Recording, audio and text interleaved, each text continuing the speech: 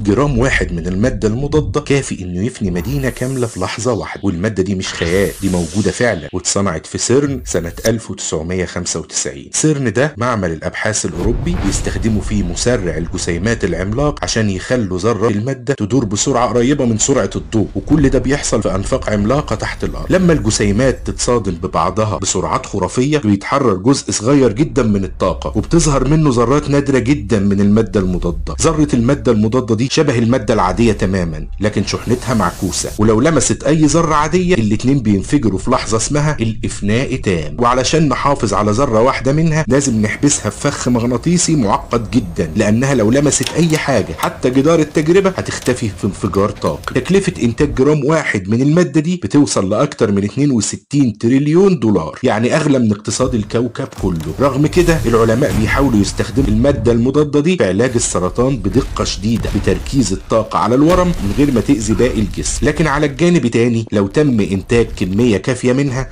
ممكن تتحول لاخطر سلاح في التاريخ البشري. تخيل صاروخ براس من المادة المضادة ضغطة زر واحدة يخفي مدينة بالكامل في اقل من ثانية. العلم بيتقدم بسرعة مرعبة، سبحان الخالق. بس السؤال، هل احنا مستعدين نحكم القوة دي ولا هتتحول لنهاية محدش يقدر يوقف؟